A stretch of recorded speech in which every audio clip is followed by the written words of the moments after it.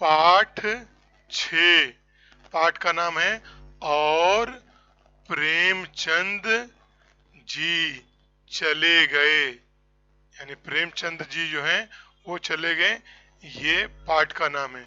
इन जो लिखने वाले हैं उनका नाम क्या है? डॉक्टर राम कुमार वर्मा। तो अब इनके बारे में जो परिचय दिया हुआ है वो देखते हैं। तो परिचय में दिया हुआ है कि 1905 जन्म कभी हुआ है? 1905 में, सागर मध्य प्रदेश, ठीक है। और मृत्यु कभी हुई है? 1990 में, ठीक है। तो परिचय में दिया हुआ है कि राजकुमार वर्मा जी आधुनिक, आधुनिक यानी नए नए जो है, जो आविष्कार होता है वही, तो हिंदी साहित्य के सुप्रसिद्ध यानी बहुत फेमस कवि, और जो आगे दिया है एकांकीकार, नाटककार और लेखक और आलोचक हैं। आपने ऐतिहासिक, सांस्कृतिक और मनोवैज्ञानिक, सामाजिक और साहित्य विषयों पर 150 से भी अधिक एकांकी लिखे हैं। आपने समीक्षक तथा हिंदी साहित्य के इतिहास लेखक के रूप में भी अपनी महत्वपूर्ण भूमिका निभाई है। भूमिका मतलब कैरेक्टर, रोल प्ले करना, ठीक है। आगे देखते हैं उनकी प्रमुख जो कृतियां हैं, चित्ररेखा, जौहर, अभिशाप, वीर हमीर और काव्य संग्रह, 4 ऐतिहासिक एकांकी और रेशमी टाई, शिवाजी एकांकी और हिंदी साहित्य का आलोचनात्मक इतिहास, साहित्य समालोचना, आलोचना, एकलव्य, उत्तरायण, ओ अहिल्या, नाटक आदि। तो ये सारी उनकी क्या है? कृतियां हैं। तो लेसन देखते हैं। तो दिया है कि बचपन से ही रेलवे स्टेशन पर स्टेशन पर जाना मुझे अच्छा लगता है, और यानी बचपन से ही उनको रेलवे स्टेशन पे जाना अच्छा लगता है। बात सन 1935 की है, और ये बात जो है जो नीचे लिखा गया वो कब की है? 1935 की है। मैं शाम के समय टहलने के लिए प्रयाग स्टेशन पर चला गया। और शाम के जो इवनिंग वॉक होती है, उस इवनिंग वॉक के लिए वो कहाँ पे चले गए? प्रयाग स्टेशन पे चले गए। तभी मैंने देखा कि तीसरे दर्जे के डिब्बे से एक सज्जन उतर रहे हैं। सज्जन यानी जेंटलमैन, यानी जो तीसरे डब्बे होते हैं तीसरे दर्जे के, वो उससे जो है एक सज्जन उतर रहे हैं और अपना बिस्तर स्वयं अपनी बगल में दबाए प्लेटफॉर्म पर आगे बढ़ रहे हैं। यानी जो बिस्तर लिए हैं, जो जिस सामान वगैरह उनका है, वो खुद ही अपने जो है बगल में दबा कर लेकर चल रहे हैं प्लेटफॉर्म पर। पास आने पर देखा कि वृद्ध सज्जन, यानी वो वृद्ध यानी बूढ़ा, सज्जन यानी जेंटलमैन, और कोई नहीं, यानी वो जेंटलमैन और कोई नहीं, हिंदी के प्रसिद्ध कहानी, हिंदी के प्रसिद्ध, प्रसिद्धि मतलब फेमस, मशहूर, हम लोग उर्दू में मशहूर बोलते हैं, कहानी और उपन्यास लेखक प्रेमचंद जी है। यानी ये जो लिखने वाले हैं वो राइटर, वो प्रेमचंद जी हैं। मैं आगे बढ़कर बोल उठा, यानी जो है आगे बढ़े और उनसे बोल उठे, क्या? बाबूजी आप। उन्होंने जोर से ठहाका लगाया और कहा, और उन्होंने जोर से ठहाका लगाया मतलब हंसा और कहा, हाँ मैं। उनके अट्टहास से सारा स्टेशन गूंज उठा, और उनकी जो जोरदार से जो हंसे थे बहुत ठहाका लगा के, तो उससे पूरा स्टेशन क्या हो गया? गूंज उठा।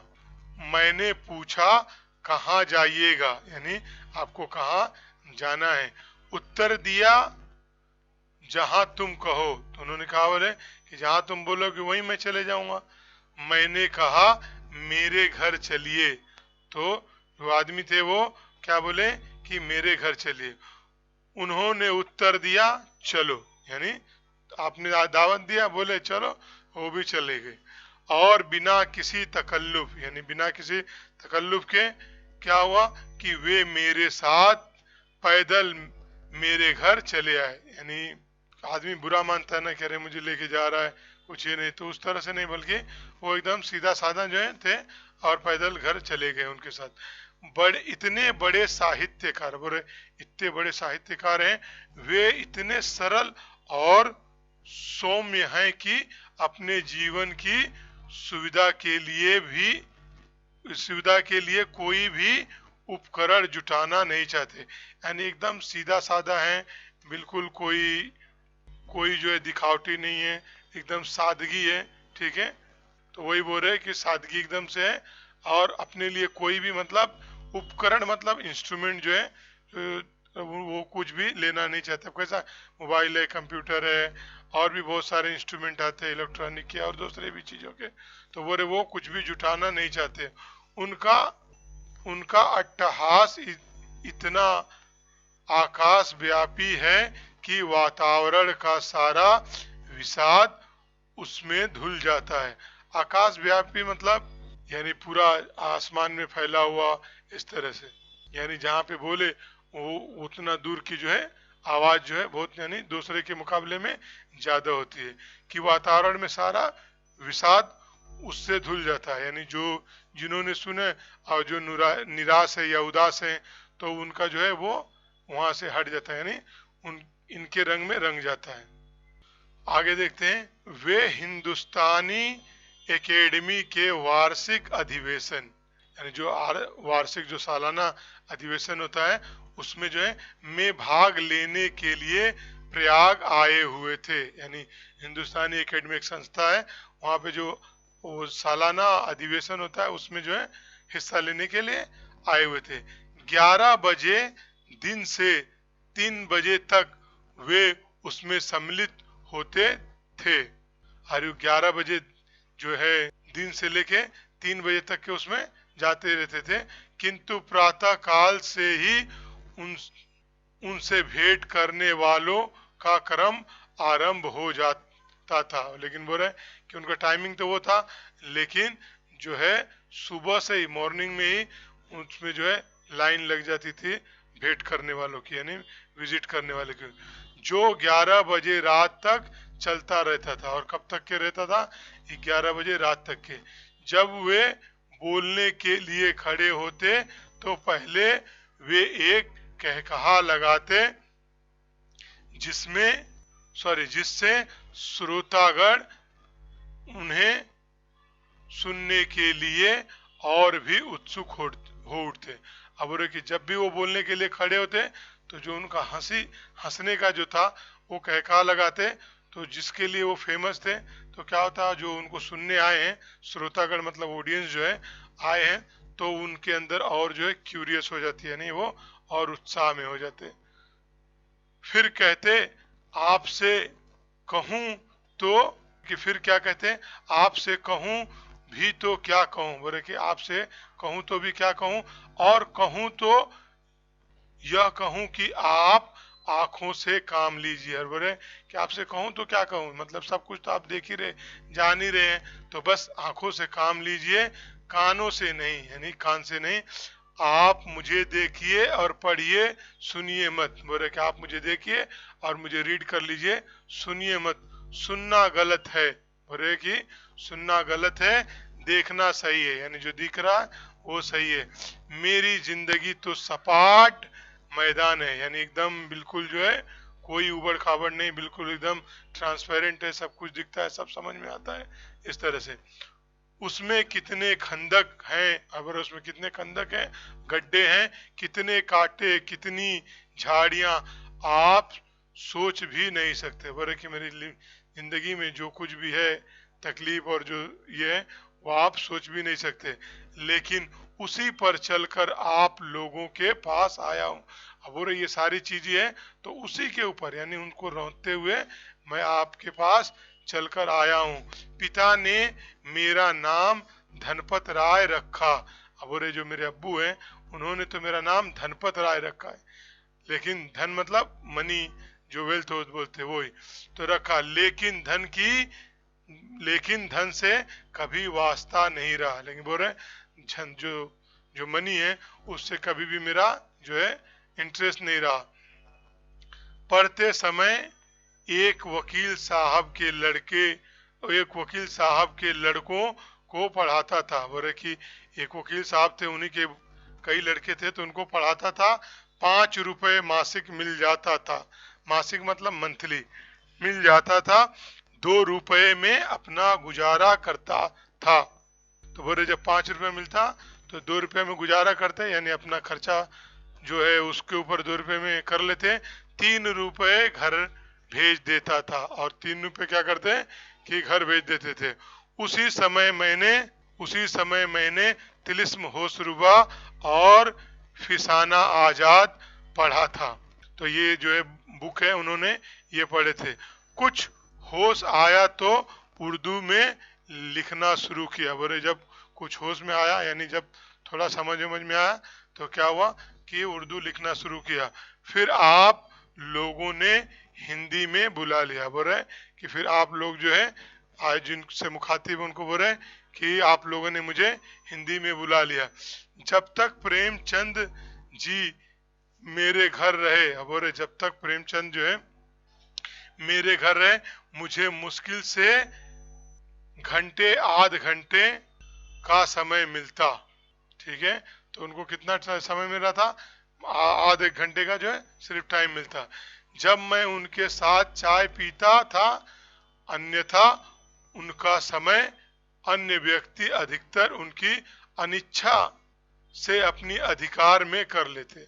अब अरे जब मैं उनके साथ चाय पीता था वो, नहीं तो क्या होता था अक्सर लोग जो है जो दूसरे लोग आते थे, अन्य व्यक्ति मतलब दूसरे लोग, अधिकतर यानी मोस्टली ज्यादातर लोग उनकी अनिच्छा मतलब उसमें उनकी इच्छा नहीं होती है, ये अपोजिट वर्ड है। ठीक है, यानी अनविलिंगली हम लोग बोलते हैं इंग्लिश में, तो वही बोल रहे कि बिना मर्जी के से अपने अधिकार में कर लेता है, यानी अपने मतलब उनको मन नहीं है फिर भी जो है वहां पे बैठे रहते और उनसे बात कर लेते। तो वही दिया है कि एक दिन मैं अपनी कविताओं का क्रम व्यवस्थित कर उनकी उनकी प्रेस कॉपी तैयार कर रहा था। बोले जो कि मैं जो एक दिन क्या हुआ कि जो कविता था वो लिखे थे तो उसको सीरियल वाइज यानी एक के बाद एक उसको जो है क्या कर रहे थे, अरेंज कर रहे थे, ताकि उसको जो है प्रेस में ले जाके क्या कर सके, प्रिंटिंग करा सके। तो वही बोल रहे कि मैं तैयार कर रहा था, वे आए और वो वहां पे आगे पूछा क्या कर रहे हो, और उन्होंने देख के क्या पूछा कि तुम क्या कर रहे हो।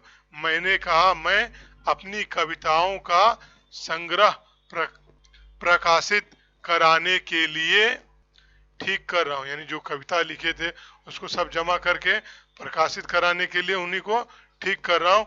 उन्होंने कहा छपने के लिए कहाँ भेज रहे हो, तो उन्होंने क्या पूछा उनसे कि आखिर इसको छपवाना है तो तुम कहाँ भेज रहे हो। मैंने कहा साहित्य भवन, तो उन्होंने क्या बोले कि मैं जो है इसको साहित्य भवन भेजूंगा। प्रयाग ही इसे प्रकाशित करने का आग्रह कर रहा है। बोला प्रयाग जो है उसे प्रकाशित करने का रिक्वेस्ट कर रहा है। आग्रह मतलब रिक्वेस्ट करना, अनुरोध करना। तो उन्होंने कहा गलत, इसे मैं प्रकाशित करूंगा। तो उन्होंने क्या बोले कि इसको जो है मैं जो है छापूंगा। ऐसा कहकर उन्होंने मेरा काव्य संग्रह अपने बैग में रख लिया। बोले कि जो वो छापने के लिए था ऐसा बोल के उन्होंने अपने बैग में रख लिया।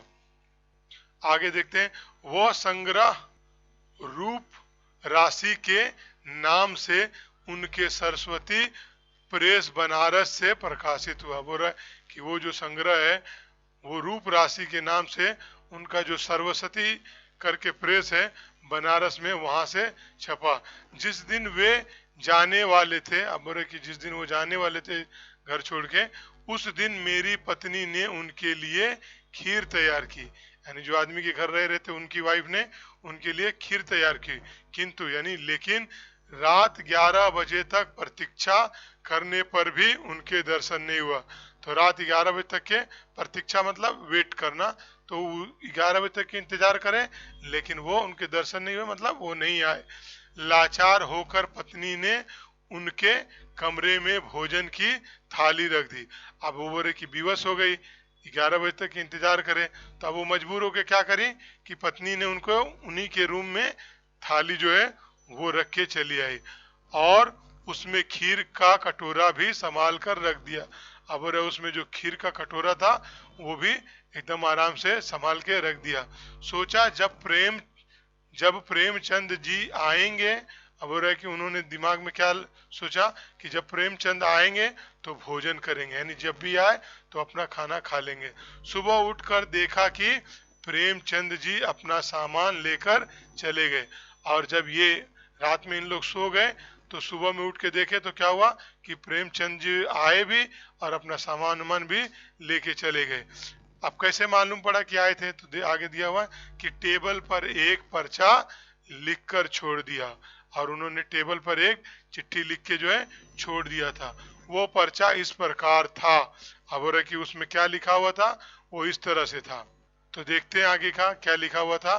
दिया हुआ कि प्यारे राजकुमार, बोले कि मेरे डियर राजकुमार, निहायत अफसोस है कि बोले मुझे बहुत ही अफसोस है कि मैं दिन भर से गायब रहा, यानी पूरा दिन भर मैं बाहर रहा। मेरे वक्त पर न आने से तुम्हें और बहू रानी को बेहद तकलीफ हुई होगी। अब बोले चूंकि मैं टाइम पे नहीं आया तो आप लोग चिंता किए होगे, परेशान हुए होगे, तो बोले आपको तकलीफ हुई होगी। तो बोले लाचार था, लेकिन वो बोले कि मैं जो है मजबूर था, लाचार मतलब मजबूर था। रात 2 बजे लौट कर आया, बोले कि रात में कितने बजे आए, 2 बजे लौट कर आए। तुम लोग सो गए थे, और जब आए तो क्या थे, ये लोग सोए हुए थे। जगाना ठीक नहीं समझा, बोले कि अब मैं आया हूं तो क्या जगाऊं, उन्होंने ठीक नहीं समझा।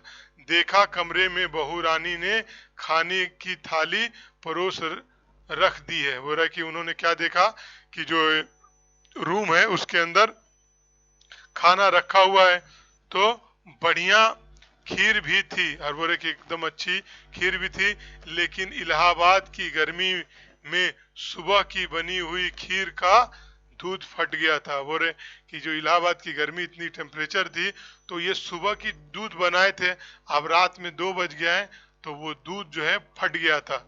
एक जगह खाना खा चुका था, अब बोले कि एक जगह तो मैं खाना भी खाया था, लेकिन खीर तो मैंने खा ही ली। बोले लेकिन खाना खाने के बावजूद भी मैंने खीर खा ली, इस डर से कि फटे हुए दूध की खीर छोड़ देने से कहीं बहू रानी का दिल मेरी ओर से फट न जाए। बोले कहीं ऐसा ना हो कि बहू रानी जो है सुबह में उठे और देखे कि दूध फट गया है, तो बोलेंगे देखो मेरा दूध बनाई थी इतना और ये सब हो गया, और उन्होंने आके खाए भी नहीं, कैसे है, ये है वो है, तो कहीं उनके दिल में क्या ना हो जाए, कोई बात मेरे लिए ना हो जाए, तो इसीलिए वो दूध जो फटा हुआ था उसके साथ खा गए। खैर उनको बहुत बहुत आशीर्वाद, बोले कि उनको बहुत बहुत मेरा दुआ, वे खुश रहें, और वे खुश रहें मतलब हैप्पी रहे। फौरन जा रहा हूँ, अब बोले जल्दी में जा रहा हूँ, 4 बजे की गाड़ी पकड़नी है। और कितने बजे की, 4 बजे की गाड़ी है, यानी 2 बजे आए, खत उत लिखे, उसके बाद चल दिए।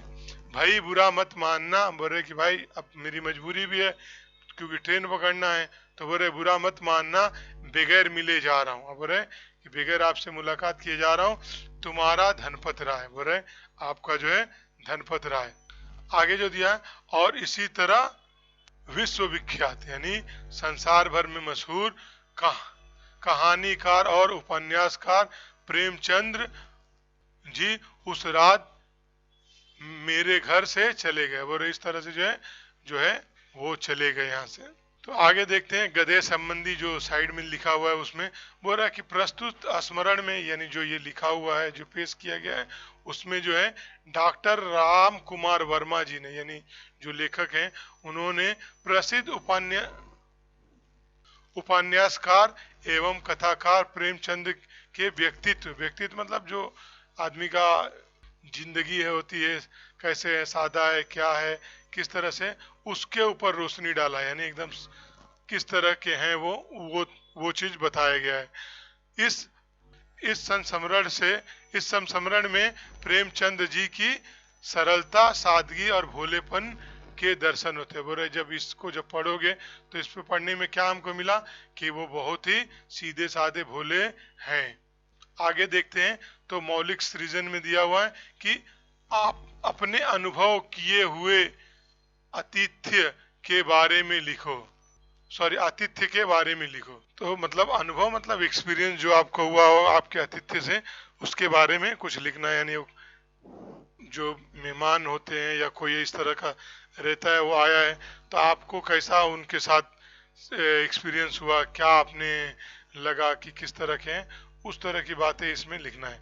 दिया है कि श्रोणी में दिया हुआ है कि महात्मा गांधी जी का कोई संस्मरण सुनो और अपने मित्रों को सुनाओ। बोले महात्मा गांधी जी का कोई भी इसी तरह से जो अभी सुना है, ये जो अभी पढ़े हैं, इसी तरह का कोई सुनो और अपने दोस्तों को सुनाओ।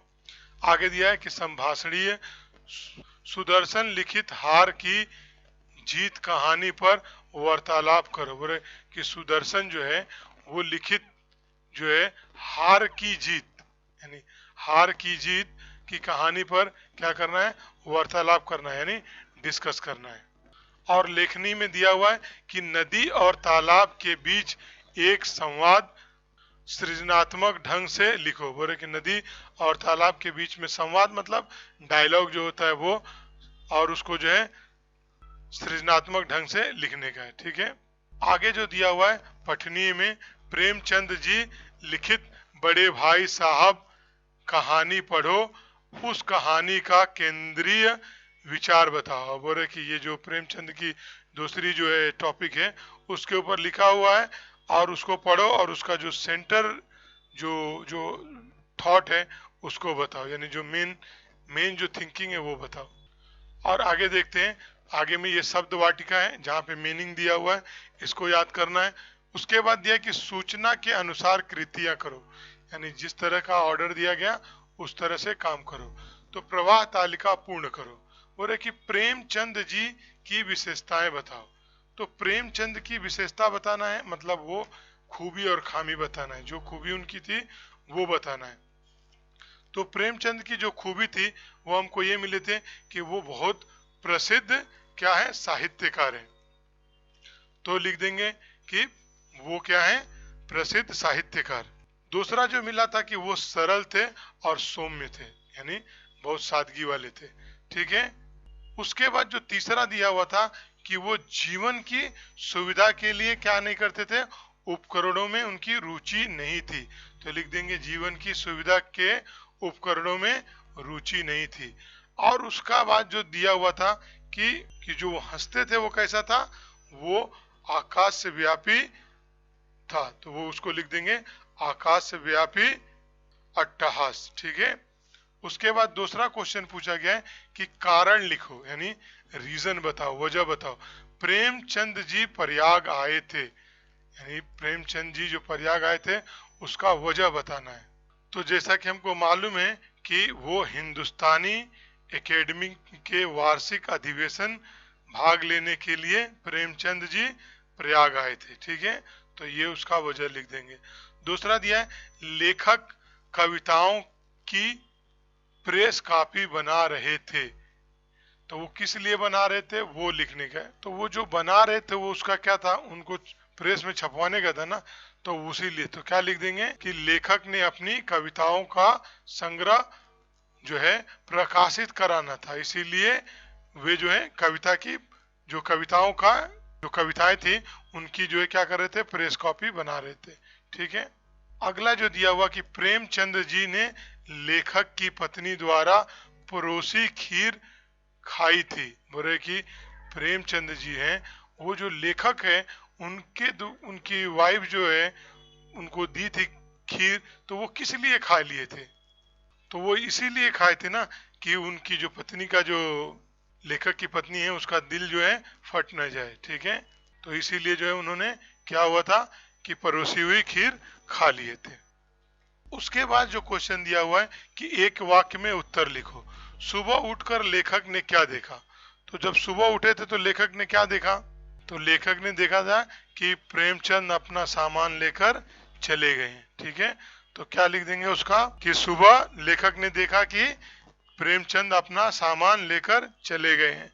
ठीक है, अगला जो दिया हुआ है कि लेखक का काव्य संग्रह किस नाम से प्रकाशित हुआ, तो लेखक का जो काव्य संग्रह था वो किस नाम से प्रकाशित हुआ था, रूप राशि के नाम से। किसमें क्या हुआ था, रूप राशि के नाम से जो है प्रकाशित हुआ था। ठीक है, अगला जो दिया हुआ है कि पाठ के किन्हीं 10 वाक्यों के उद्देश्य और विधेय अलग करके लिखो, यानी जो पाठ में से कोई भी ऐसे रेंडम उठाना है और उसमें से जो है उसके उद्देश्य और विधेय जो है ये लिखना है, तो वो बहुत आसान है। ठीक है, आगे देखते हैं उपयोजित लेखन, मुद्दों के आधार पर कहानी लिखो। अब यहाँ पे कुछ पॉइंट दिए हुए हैं, इस पॉइंट के हेल्प से क्या करना है, तुम्हें स्टोरी बिल्ड करना है। और कोई जरूरी नहीं है कि सब बच्चे का स्टोरी एक जैसा है, तो ये कैसे करते हैं वो अगर समझ में आ जाए तो बहुत आसानी हो जाएगा। तो इसको पहले पढ़ना चाहिए, इस तरह से जब जो दिया रहेगा तो पढ़ना चाहिए। तो इसमें क्या दिया हुआ है कि एक जंगल में विशाल घना वृक्ष, यानी विशाल घना वृक्ष मतलब बहुत लंबा चौड़ा है, मतलब एक बहुत बड़ा पेड़ है। ठीक है, तो अब इसके ऊपर स्टोरी शुरू करना है। तो सबसे पहला पॉइंट क्या है कि वो जंगल है और उसमें एक विशाल वृक्ष है, उस पर पक्षियों के घोंसले। अब उसी जंगल में जो ये वृक्ष है उसी के ऊपर बहुत सारी चिड़ियों के जो है क्या है, घोंसले हैं। विषैले बाढ़ पेड़ के तने में घुसने से पेड़ का सूख जाना। अब बोल रहे कि उस जो पेड़ था जिसके ऊपर चिड़िया रह रही थी उसमें जो एक जहरीला तीर जो है पेड़ के तने में कोई मार दिया, तो उसके घुस जाने से क्या हुआ, पेड़ सूख जाना। यानी कोई ना कोई आदमी होना चाहिए, तो कोई शिकारी बना ले या कोई आदमी को बना ले कि और उसके साथ ये करे कि ये जो है यहाँ पे रह रहे थे और उसके बाद क्या हुआ कि उस आदमी ने शिकार करने के लिए या कोई किसी ने उसको बोला कि तुम तीर चलाओ या गुस्से में आया, इस तरह से मिला जुला के इसको क्या कर सकते हैं कि इसको तीर चलाने को बोलेंगे। जब वो तीर चलाए तो क्या हो जाए, उसको लगे नहीं बल्कि पेड़ पे लग जाए, तो क्या हो गया, पेड़ जो है सूख जाने लगा। अब सारे पक्षियों का इधर उधर उड़ जाना। अब जब पेड़ सूखने लगा तो फिर क्या हो गया, जो पक्षी लोग रह रहे थे वहां पे सब उड़ के चले गए इधर उधर, दूसरे बाजू के ही जो पेड़ थे उस पे चले गए। एक तोता जो है दिया है कि एक तोते का उसी पेड़ पर बैठे रहना। अब एक तोता जो है, सब चिड़िया चले जा रहे हैं वो नहीं जा रहा है, एक तोता जो है उसमें से नहीं जा रहा है। ठीक है, तो वो रीजन दे सकते हैं कि भाई वो नहीं जा रहा है, तो दे रहा है कि दूसरे तोते का उड़ चलने का आग्रह करना। बोल रहा कि एक तोता है वहां पे नहीं जा रहा, वहीं रह रहा है, तो उसको दूसरा तोता उसको क्या बोल रहा है कि रिक्वेस्ट कर रहा है कि मतलब यहाँ से उड़ चलो। अब वो पहला तोता जो बैठा हुआ है वो क्या बोल रहा है, इनकार कर रहा है, नहीं जाना है मुझे। तो क्या बोल रहा है कहना, और वो क्या कह रहा है कि मेरी 2 पीढ़ियां का इसी पेड़ पर निवास हुआ है, यानी मेरी जनरेशन पिछली जो 2 जनरेशन गुजरी है इसी पेड़ पे निवास हुआ है, तो इसे छोड़कर जाना संभव नहीं है। तो बोल रहे कि अब ये चूंकि पेड़ प्रॉब्लम में आ गया है तो सूख रहा है, तो इसके लिए मैं इसको छोड़ के नहीं जाऊंगा बल्कि इसी के साथ रहूंगा। ठीक है, तो इस तरह से जोड़ना रहता है, 1-2 बार लिखोगे तो समझ में आ जाएगा, करने लग जाओगे। लेकिन पहले ही सोच लोगे कि नहीं होगा तो नहीं होता है। ठीक है, तो हमेशा पॉजिटिव सोच के ट्राई करो, हो जाएगा। और यहाँ पे जो जोड़ने का काम है अलग अलग बनाना चाहिए।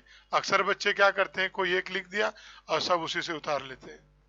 उसके बाद जो आगे दिया मैंने समझा, यानी जो आपने इससे समझे वो अपने हिसाब से लिखना है। ठीक है, स्वयं अध्ययन में आया है कि यातायात के नियमों यानी जो ट्रैफिक रूल्स है वो, और सांकेतिक चिन्ह और जो साइन होती है स्टॉप का, नो पार्किंग का, एवं हेलमेट की आवश्यकता आदि की चार्ट बनाकर विद्यालय की दीवार पर सुशोभित करो। बोले जो हेलमेट की जो जरूरत है और इसी का चार्ट बनाकर अपने दीवार जो स्कूल की दीवार है उसके ऊपर सजाओ।